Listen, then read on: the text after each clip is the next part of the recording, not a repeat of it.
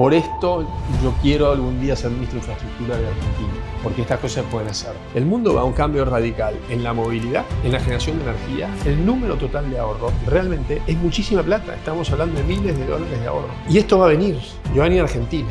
A mí lo que me preocupa a veces, y por eso también hablo mucho de esto, es que no está en nuestra agenda, no está en nuestra discusión.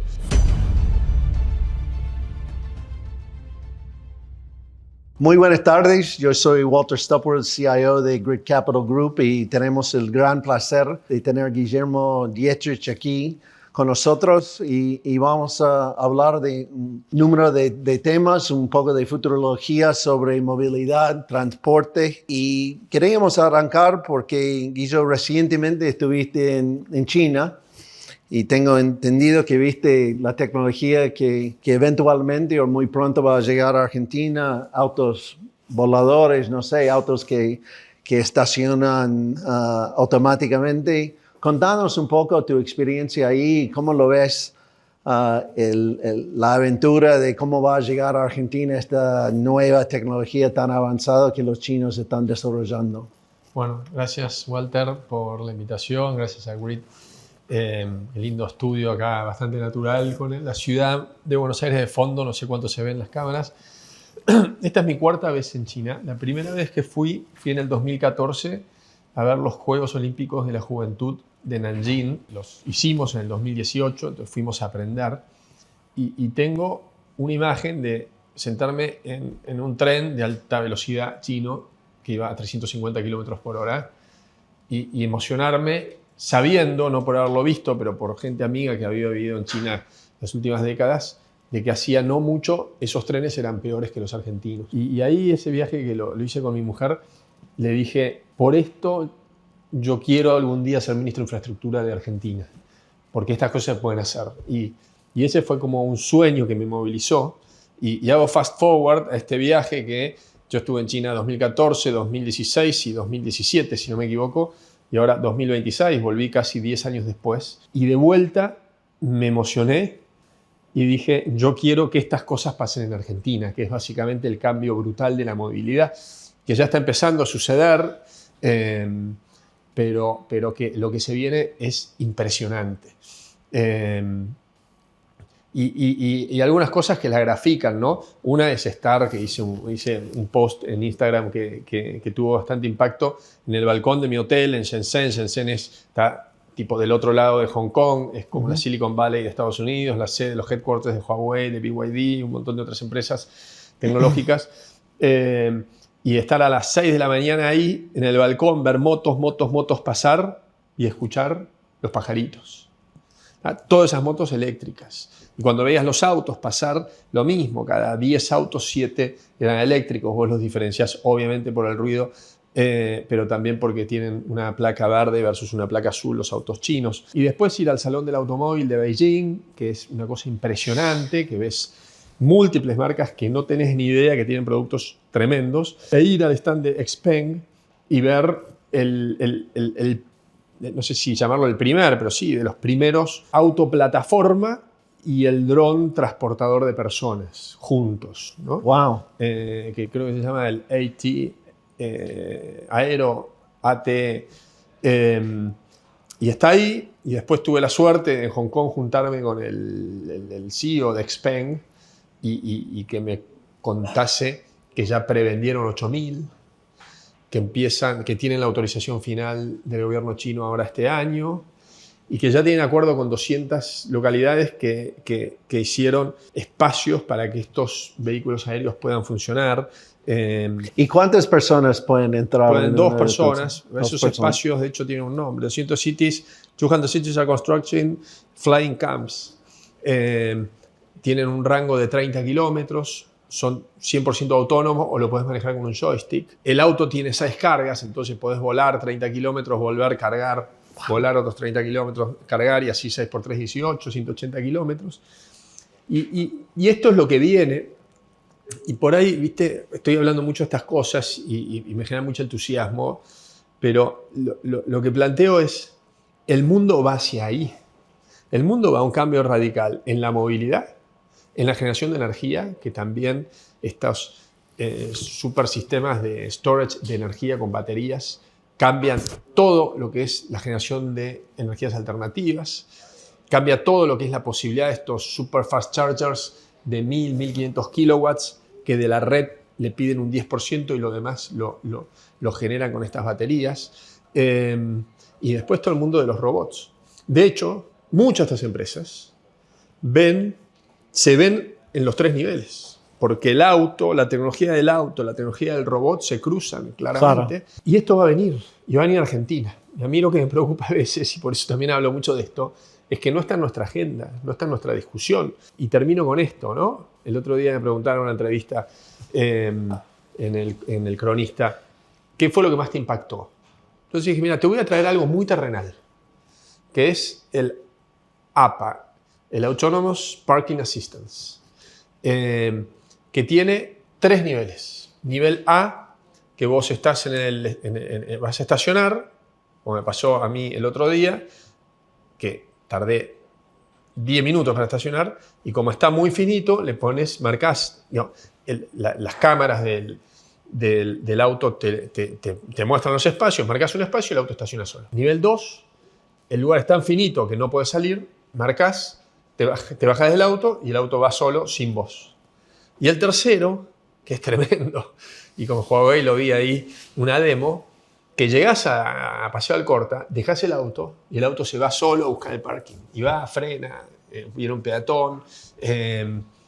Y después, cuando terminás, estás tomando un café, lo llamás. Todo con el aparato de celular. Y el auto viene. Eso va a pasar en 6 meses, en 12. No es que va a pasar en 10 años. No, eso ya va a requerir regulaciones de IRSA. Decir, bueno, como en China, por ejemplo, si dejas el auto así, no te podés ir, tomarte un colectivo e irte a 20 kilómetros. Tenés que quedarte en el entorno. No sé por qué, lo que definieron. El mundo que viene, en gran medida, allá ya lo estás viendo.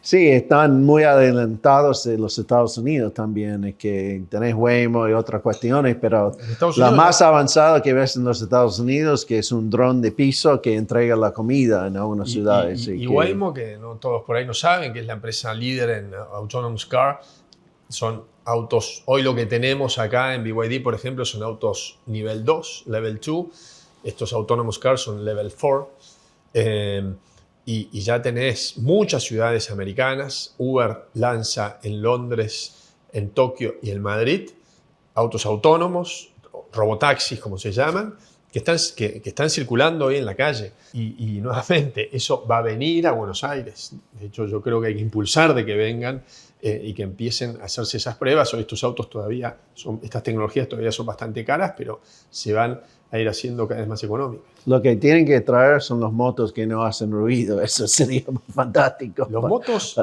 eléctricas te cambian todo. Te cambian todo. Y en nuestras ciudades, acá hay motos, pero en el interior de nuestro país, digamos, está repleto de motos. Sí. Y China ha generado los incentivos para que eso suceda y es algo que puede pasar perfectamente. Y obviamente está bien conocido que tu grupo empresarial está asociándose con BYD. Es una empresa donde yo en años pasados invertí en su ADR, pero... ¿Cómo te fue? No, en ese momento estaba bien. Ahora está cayendo y estoy mirando hoy y no tengo bien claro con toda esta conversación. Tengo que estudiarlo. Pero la verdad es que donde yo he visto que están armando o compraron una planta en Brasil muy grande, 980 palos. Y como mencionaste en la conversación antes de sentarnos, que en varios países que tienen una penetración de 42, 47%. ¿Cómo estás viendo la estrategia de ellos aquí en Argentina, en conjunto con ustedes? Que tengo entendido que tienen 30 concesionarios. ¿Cómo ves la estrategia y la aceptación de la marca aquí en Argentina? Distintos planos. Por un lado, en Argentina, prácticamente hasta septiembre, octubre del año pasado no había autos eléctricos. Había un gran signo de pregunta de si en un país tan grande, donde la red de carga era súper limitada, porque no había autos eléctricos, obviamente, si la gente iba a comprar o no autos eléctricos. Y la respuesta fue sí, y superó todas las expectativas. Es cierto que nosotros BYD tiene autos eléctricos e híbridos enchufables, pero la penetración de eléctricos en la venta durante los primeros 4 meses superó todas las expectativas en la venta de Mini Dolphin, en la venta de Xuan. Autos 100% eléctricos con 380 kilómetros de autonomía. Y lo que más me llama la atención es que cuando vos ves el comportamiento del usuario de auto eléctrico en el mundo, el 80% de la carga es domiciliaria. Vos llegás a la noche, cargas el auto. Eso no sabía. Y solo una parte marginal del sistema se carga en la vía pública, que es básicamente todas las aplicaciones, Cabify, Uber, taxis, etc. Y cuando la gente viaja o el que no tiene cargador. Pero lo que me llamó la atención enormemente, la gente que compraba autos eléctricos o que compra autos eléctricos y no tiene cargador. No, por lo tanto, está fuera esa estadística del 80% y el 100% lo hace en la vía pública. Y dice, mira, yo tengo una YPF cerca de mi casa, voy ahí, desayuno ahí, la cargo. Yo tengo una estación de Chargebox cerca de mi oficina, voy ahí. Walter, nosotros estamos trabajando junto a la gente de Chargebox. El gráfico de carga viene así. De que no cargaban autos, ahí hablando con la gente de Chargebox, y entraron a su base, y en ese momento había 8 autos cargando al mismo tiempo, ¿no? Pero decís, 8 autos es nada, pero era 0 hasta anteayer. Y eso lo que te muestra es que el consumidor argentino es super early adopter. Y eso también lo que te dice, vos siendo americano, es el costo enorme que tiene cuando Argentina sale del mundo y no tiene acceso no solo a estas tecnologías, sino a que el otro día se dio una nota que un iPhone valga 5 veces más que en Estados Unidos, o un teléfono celular, ¿no? Que eso deja a un montón de gente fuera del sistema laboral. A mí siempre me sorprendía cuando hacía campaña y veía cómo tanta gente tenía la pantalla del teléfono rota por lo que cuesta. Me fui súper derivando, pero este ejemplo te dice, che, Argentina, los argentinos quieren estar integrados al mundo. Los argentinos les encanta viajar afuera, a los argentinos les encanta, nuevamente, innovar y adaptar. A. B. BYD en particular. No. Hoy el mercado chino, que es el mercado más grande del mundo, está súper competitivo, y casi todas las empresas chinas, o gran parte de las empresas chinas, están con una estrategia overseas muy agresiva de salir afuera. BYD hoy te diría que es de las más potentes, puso ya plantas en Europa, compró la planta en Brasil, tiene un liderazgo en gran parte de estos mercados. Cuando vos ves el mercado latinoamericano... Y Europa puso una tarifa de 45% para bloquearle. Exactamente, y con las plantas están evitando eso. Sí. Pero cuando vos ves el mercado latinoamericano, que yo lo analicé mucho cuando estábamos decidiendo con qué marca china íbamos, o con qué marca de autos eléctricos íbamos, porque la mirada era ir al mundo eléctrico, no necesariamente al chino, lo que pasa es que se cruzan esos dos mundos. Vos veías, en Uruguay tiene más del 50% de market share en el mundo de autos eléctricos, y así en casi todos los países. En Argentina tiene 80% en autos eléctricos BYD. Y creo que parte del éxito es que han construido marca a nivel global. Hoy BYD es el 4º productor de autos más grandes del mundo, y es el número 1 en autos eléctricos, habiendo pasado a Tesla en el 2024 en su venta, pero incluía los autos híbridos enchufables, y en el 2025 ya pasó en el segmento de 100% EV, porque Tesla es 100% EV. Pero ¿quién va a tomar, digamos, la iniciativa? Está bien con una penetración que puede llegar a 5 o 6%. ¿Quién va a instalar los cargadores para que sea un producto masivo? Los cargadores, está creciendo la red. Chargebox ha puesto 15, 20 puntos de carga en los últimos 30 días. YPF está creciendo. De hecho, me han dicho que Marine está haciendo un anuncio en breve. Shell está creciendo. Y van a ir creciendo redes de carga. Ya, no va a ser un problema. Lo que sí es cierto que hasta ahora la discusión era cuál es el rango que tienen los autos eléctricos de autonomía, ¿no? Y que fue creciendo, y te diría que se ha estabilizado en un rango de 400, 500 kilómetros, más allá que hay autos ya con 800 kilómetros de autonomía. A partir de estos super fast chargers, hoy un cargador rápido argentino es un cargador de 60 kilowatts, ¿no? Okay. Que, por ejemplo, un Mini Dolphin, que tiene una batería de 45 kilowatts, más o menos te lo carga en 45 o 50 minutos. Las baterías están hechas para que de 0 a 80% vayan a velocidad máxima de carga, de 80 a 100% cae la velocidad para cuidar la batería. Pero, digamos así, para cuenta de almacenero, un Mini Dolphin que tiene una batería de 45 kilowatts con un cargador de 60 kilowatts te carga en 45 minutos. Hoy hay cargadores ya de BYD en China funcionando de 1500 kilowatts. Así que imagínate una batería de 45 kilowatts, Claro. ¿en cuánto te la carga? Nada. Es cierto que ahora la nueva generación de baterías que se está produciendo en China, está produciendo BYD, es que te acepten una carga más rápida. Hoy un Mini Dolphin te acepta hasta 85 kilowatts de velocidad. Y lo que la nueva generación de baterías lo que va a ir trayendo es que te va a aceptar 700 kilowatts de velocidad. Pero la discusión ya no va a ser en la autonomía del auto, sino qué capacidad del tubo de recibir energía tiene, por ende, a qué velocidad te carga. Porque si vos cargas en 5 minutos y vas a Mar del Plata y tenés que parar y cargar en 5 minutos, te es totalmente indiferente la carga. Por lo tanto, si llegás o no con una carga a Mar del Plata, no te cambia en nada el viaje. Dado es que esta situación cultural, estoy de acuerdo que el argentino adapta tecnología mucho más rápido, sin duda, que los americanos. Y hay una planta ahora en Brasil. ¿Qué tipo de proyección podés adivinar para los próximos 3 años en términos de las ventas? Exponencial total. Es exponencial. Hoy es exponencial. Ya BYD tiene el mes de abril 4% de market share y yo creo en mayo es probable que lo supere. Y ten en cuenta que esto recién está arrancando con dealers en las grandes ciudades, Córdoba, Mendoza, Santa Fe, Buenos Aires, el área metropolitana.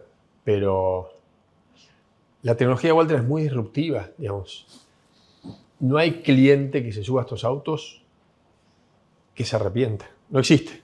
Y lo que pasa, el otro día yo estoy muy presente en el negocio, como todo negocio nuevo, estamos entregando 20 autos por día, es una locura.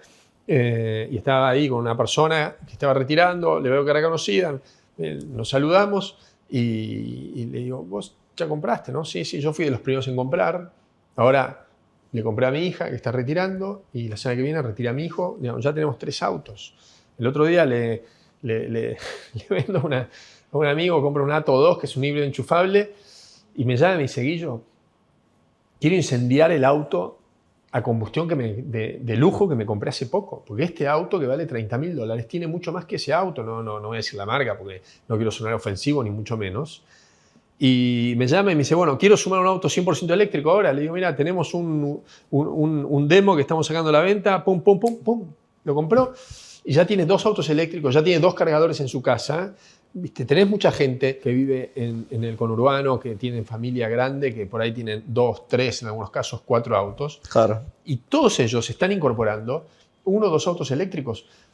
Porque no solo es el placer de manejarlos, sino que te ahorrás 1/10 de combustible. Digamos, los que vivimos en Buenos Aires, en general, usamos poco el auto en la semana, nos movemos caminando, en bicicleta, en Uber, y eventualmente lo usamos el fin de semana. Los que viven en las afueras y trabajan en la ciudad hacen 100, 120, 150, 80 kilómetros todos los días, 22 días del mes. Es carísimo. Y la diferencia es, y le sumas que lo registrás en la ciudad de Buenos Aires y que no pagas patente, te estás ahorrando 5% del auto por año y que no pagas peaje en la ciudad de Buenos Aires, el número total de ahorro realmente es muchísima plata. Estamos hablando de miles de dólares de ahorro. Usaste la palabra disruptiva, que hemos visto algunas noticias y ustedes tienen una vieja relación con Volkswagen.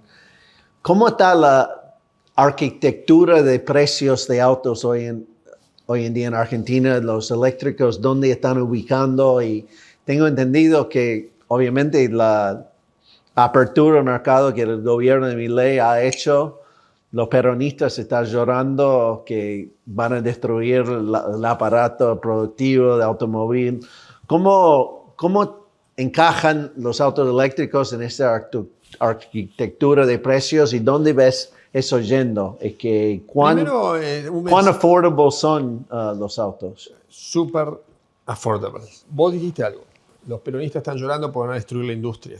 Para que la industria continúe, condición necesaria es que esos intendentes o gobernadores peronistas le quiten los impuestos que le cobran a esa industria para exportar. Hoy, 10% de impuestos locales entre tasa de seguridad y higiene e ingresos brutos en la cascada, porque el que produce el acero se lo vende a la metalmecánica, que después le vende, y cada uno de esas transacciones paga ingresos brutos y paga tasa de seguridad y higiene en la provincia de Buenos Aires.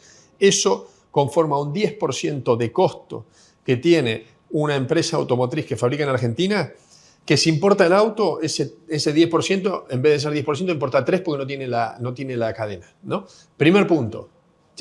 Defiendan, sean consistentes, muchachos. El segundo punto es que hay que seguir ganando muchísima productividad laboral. Nuestra productividad laboral, aún en sectores que son más modernos, como es el caso automotriz con Esmata, es mucho peor que en muchísimas partes del mundo. Sí. Esto es para vaca muerta, esto es para la industria automotriz, esto es para camioneros, esto es para trenes, esto es para la marina mercante, esto es para todo.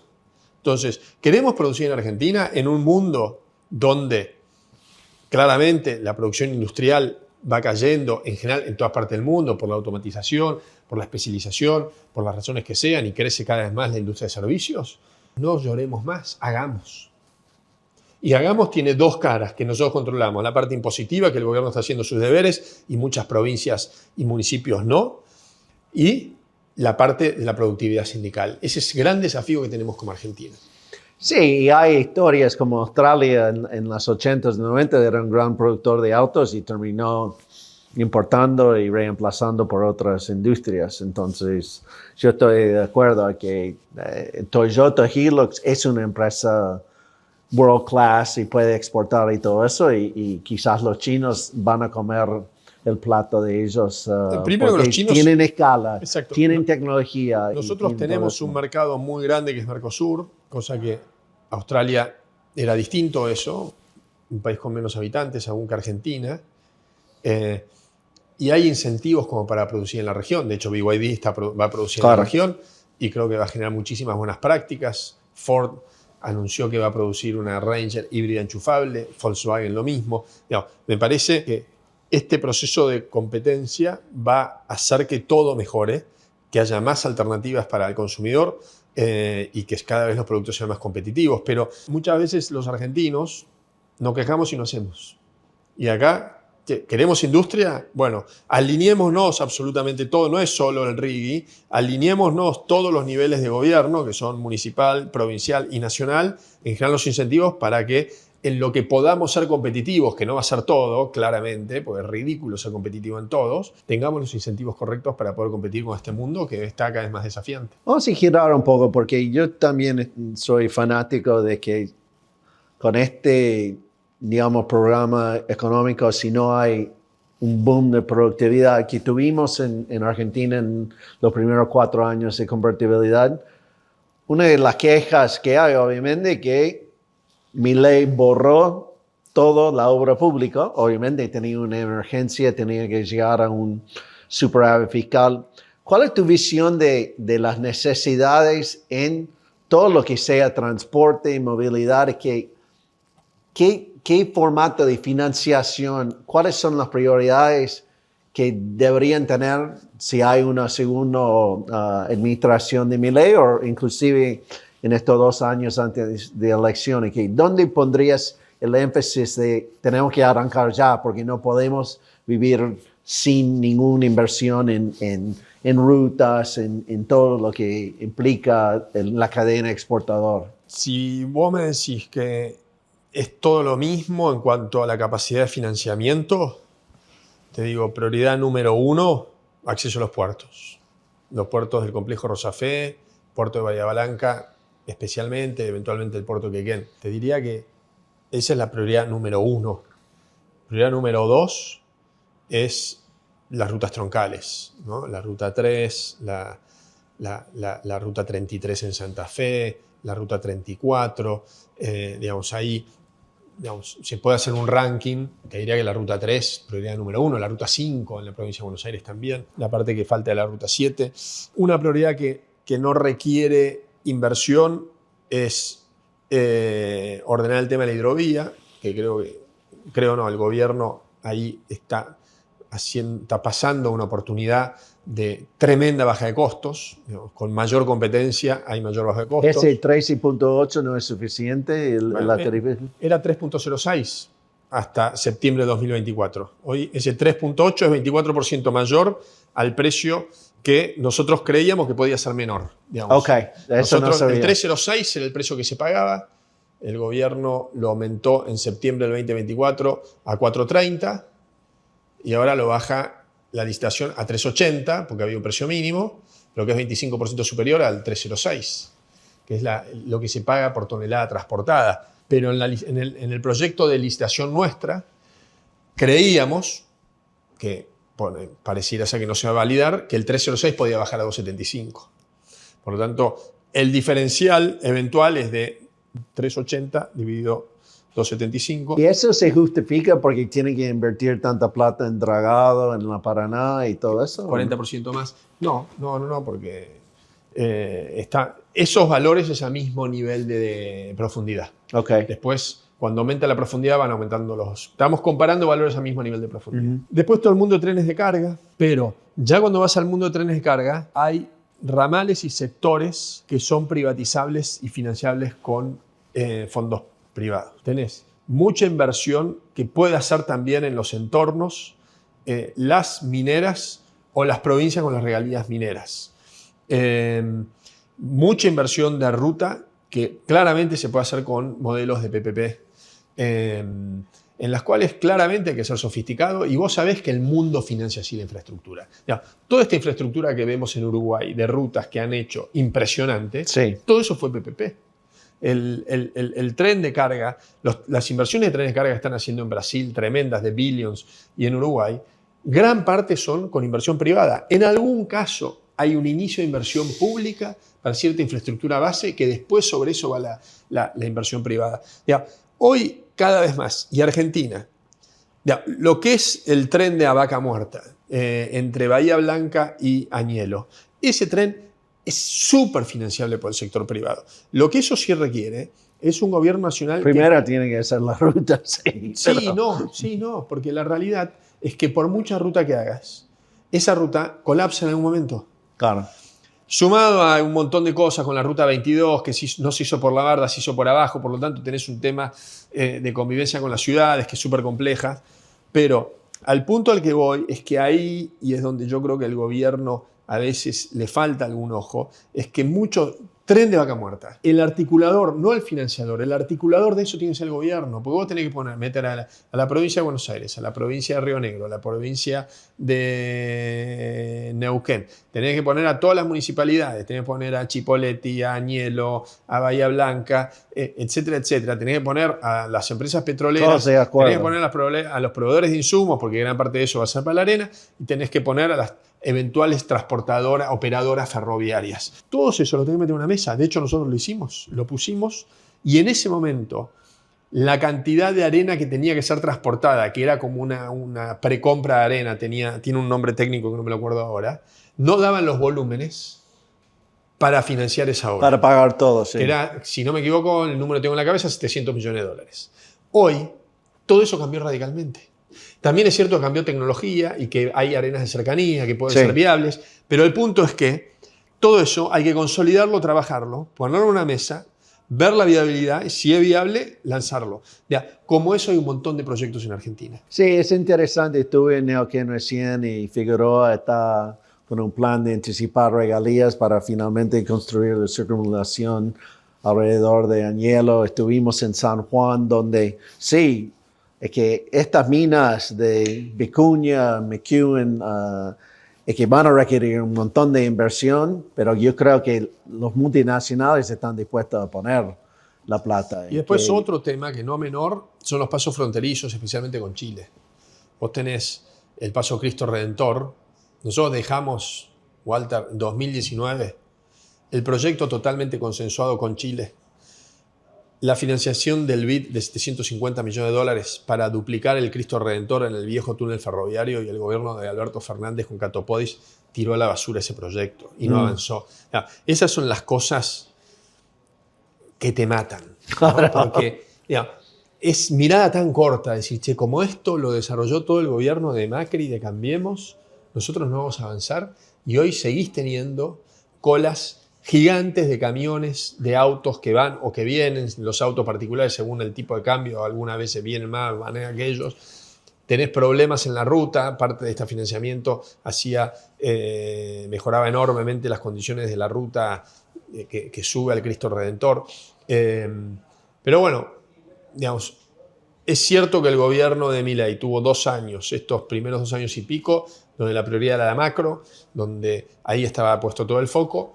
Podrían haber puesto algo de foco acá al lado, sí, el mundo perfecto no existe. Pero, son ex colegas, amigos tuyos, que yo siempre digo que este equipo económico es un do-over de la época de Macri. ¿Vos ves en las noticias o con tus contactos que el enfoque ahora está girando Hay un poco más de foco, se están licitando corredores viales, se está avanzando, entiendo que están avanzando con la estación del Belgrano Cargas. ¿Y te parece que el Grupo no hay un México... fanatismo ahí? Nosotros teníamos mucha más mirada de la micro, para mí. De hecho, yo trabajaba mucho en eso y tenía un equipo muy grande trabajando en eso. Me parece que ahí había una fortaleza grande de nuestro gobierno. El gobierno, es cierto que algunas cosas se le está transfiriendo a las provincias, que puede estar mejor o peor según el caso, pero está avanzando en esa dirección. Me parece que esto crecientemente va a entrar en la agenda de discusión. Pero, por muy buena infraestructura que hagamos, si después viene Moyano y te exige que el camionero no pueda hacer esto, que tiene que haber 2 choferes en vez de 1, como nos querían plantear en los bitrenes, que en los trenes de carga el conductor no puede hacer horas extras y tiene que bajar y que el remis lo tenga que buscar y llevarlo, que en Vaca Muerta tenés que poner 2 personas en la camioneta cuando en Estados Unidos puede ir 1, que en la última milla en el camioncito de Coca-Cola que va repartiendo tiene que haber 3 personas en vez de 2, bla, bla, bla. No hay infraestructura que te compense esa falta de productividad. Claro. Y eso es parte de la agenda inevitable que tiene que tener Argentina. Y por ahora los sindicatos están un poco durmiendo, pero eso es parte de la amenaza si este gobierno no logra reelegir, que esto va a resurgir y imposibilitar ese boom de productividad, sea lo que sea, en el distrito de Vicuña o Vaca Muerta y todo eso. Entiendo que es medio imposible que eso suceda, porque me parece que los argentinos hemos aprendido muy bien que ese modelo es totalmente inviable. Me parece que no existe alguien que venga a prometer la heladera llena de vuelta y la gente le crea y volvamos de vuelta al gobierno como el de Alberto Fernández. Y ahora que estás en el mundo de empresario y que nosotros estamos viendo cada vez más gente con ganas de invertir en proyectos de la economía real, ¿estás recibiendo visitas de gente de afuera que quieren meterse en infraestructura acá y que, yo sé que quizás van a esperar para la próxima elección en 27, pero ¿estás sintiendo que Argentina está llegando a los labios de grandes empresarios? Pueden ser brasileros o otro grupo lo vi en mexicano. China, el interés que hay por Argentina en China, lo vi. Digamos, si tuve, aparte de todo lo que hice con BYD, otras reuniones, de gente que le importa mucho qué va a pasar en Argentina a partir del 2027. Y constantemente. Digamos, hay mucho interés con Argentina porque, Walter, Argentina tiene... los planetas se alinearon para Argentina. Sí, entonces, sin duda. Lo que veas de minería, de oil and gas, de turismo, de agro, de producción de alimentos, de industria del conocimiento, de generación de energía, de fuente de generación de energía para AI, de lo que fuese, Argentina está en un lugar que es pacífico, que tiene una población copada y culta, que tiene los recursos naturales y que es todo lo que el mundo requiere. Sí, cuando mencionas que ustedes se enfocaron en el micro y que yo paso mucho tiempo paseando en Londres y Nueva York con los bonistas de afuera y que son gente muy macro que mira, no sé, 10, 15. Y la verdad es que yo creo que todavía les cuesta creer la magnitud Pero si uno camina San Juan o Neuquén o inclusive acá con todos los cambios, es obvio que está cambiando y que la superávit comercial ayer choqueó al mundo, pero si haces los números es obvio que está sucediendo. Así que estamos entusiasmados. Y como yo sé que tienes muchas actividades, tienes BYD, pero si tuviese, digamos, otras ideas, ¿dónde invertirías si billetera no era limitado? Que las áreas que vos ves en esta Argentina está cambiando, que son más excitantes, digamos. Yo tengo una mirada muy fuerte de foco y de invertir donde uno sabe y conoce, ¿no? Claro. Entonces, si tuviera billetera ilimitada, invertiría ilimitadamente en el negocio del auto y en nuevas tecnologías, y quizás me iría un poquitito más también al mundo de paneles eléctricos y, digamos, esa derivación de la energía va. Todo esto que hablamos de autovoladores, de autos autónomos, de robots y todo esto, tiene un factor común que van a requerir energía. Por lo tanto, esos dos mundos están súper conectados. Pero si alguien viene y me pregunta, ¿dónde invierto? Y empresa de servicios para minería. Claro, sí, estuvimos en San Juan hace 2 semanas. Ahí en un momento nos vamos a dar cuenta de cómo derrama esto de una forma tremenda, contrariamente a lo que muchos dicen. El otro día estuve en Rosario dando una charla, viene una persona y me dice, mira, yo tenía mi empresa de camiones orientada al agro, la reconvertí totalmente, está totalmente orientada a la oil and gas y minería, y no paro de crecer. Y la industria metalmecánica santafesina, como proveedora históricamente del campo, después de oil and gas, y ahora reconvirtiéndose o dando servicios en minería, y esto te va a ir derramando. Y va a ir derramando también en la gente que va a necesitar. Digamos, no alcanza la gente que está allá para trabajar en todas las cosas que se necesitan, en la construcción. Hoy tenés vicuña en cobre, pero imagínate que haya 4 proyectos de cobre. Imagínate que se aceleren absolutamente. Y habrán, ahora que pasaron la ley de glaciares. Que va a haber, pero seguramente algunos están esperando al 2027. Sí. Imagínate que mucho más inversiones de litio y que a su vez tenés toda la inversión que se está produciendo para la exportación de gas y la exportación de petróleo. Yo estuve en Punta Colorada y en San Antonio Este. Sí, yo quiero visitar ahí. Tremendo esas localidades. Son chiquitas, pero vuelan. Y algunas obras empezaron y otras van a venir. Y necesitan autos para alquilar, y necesitan servicios de catering, y necesitan gente para trabajar, y necesitan hotelería, y necesitan restaurantes, y necesitan camiones, y bla, bla, bla. Entonces, todo esto se está dando todo al mismo tiempo, en distintos lugares. Para mí lo que nos tenemos que romper la cabeza como clase dirigente es, yo sé que hay una empresa en tal lugar del conurbano que eventualmente va a ajustar su dotación. ¿Cómo hacemos para conectar esa empresa que va a requerir menos gente con esta empresa que va a requerir gente acá? El otro día me compartí una encuesta que el 40% de la gente del conurbano está dispuesta a irse a vivir a la cordillera. Eso ya es un paso enorme. ¿Por qué está dispuesto a vivir en la cordillera? Porque viven mal. Porque hay hambre. No, porque viven mal. Porque si no, en general no estás tan dispuesto. Y no hay oportunidades. Los americanos sí, pues se mudan. Creo que 25 millones de personas se mudan por año en Estados Unidos. Pero en Argentina no. Pero la realidad, mala infraestructura, malos servicios, mala seguridad. Sale con la moto, no sabe si va a volver con la moto. Frente a eso, y parte del desafío que tenemos es esa movilidad que en Argentina históricamente no ha existido, o ha sido inversa, porque era el interior expulsando gente a los conurbanos, que no solo el de Buenos Aires, sino también el de Rosario, el de Córdoba, de cómo hacemos el matching, la conexión de esas dos puntas. Sí, en una de las paneles en Vaca Muerta, últimamente, una de las panelistas que era un experto en recursos humanos, dice, eso es el cuello de botella, de tener gente en el lugar correcto para atacar esas cosas. Bueno, yo te encuentro como optimista y nosotros en Grit compartimos eso, tratamos de mostrar al mundo que el tema de micro domina mucho más que el macro y la política. ¿Vos tenés mariposas sobre el ciclo electoral el año que viene, sobre la flojedad en la economía en general, o tú crees que esto es una ola que no se puede cambiar básicamente porque el sector privado argentino, aquí muchos de los empresarios importantes están comprando las empresas que están saliendo, están invirtiendo, ¿Tú crees que eso va a superar la ansiedad y los nervios argentinos durante los ciclos electorales? ¿O seguís con un poco de no miedo, de preocupación que el año que viene puede traer turbulencias,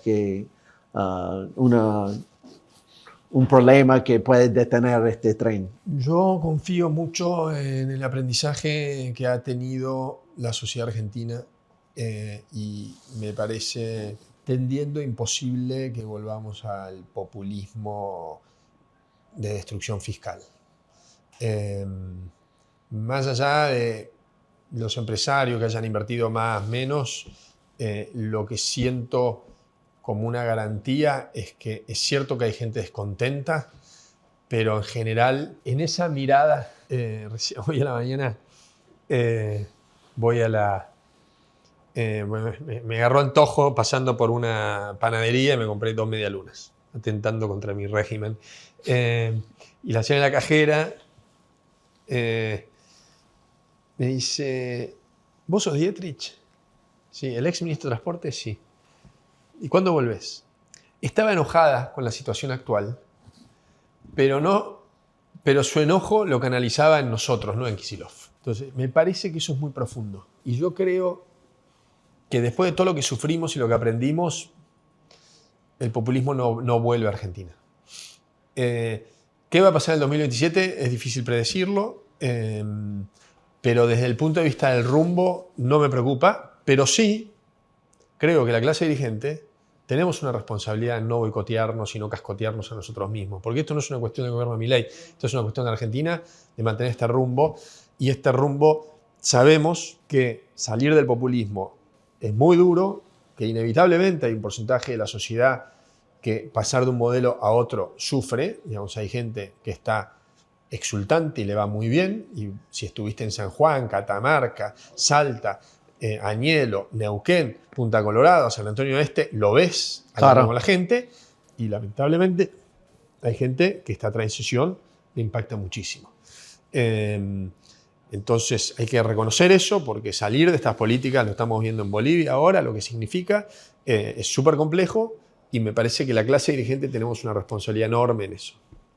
Bueno, fantástico. Guillo, muchísimas gracias. Es que yo creo que los lugares donde estás incursionando ahora son realmente excitantes, y la verdad es que estamos viendo lo mismo, y nos gustaría invitarte otra vez en 6 meses o en un año para ver cómo avanza, porque está pasando a años luz.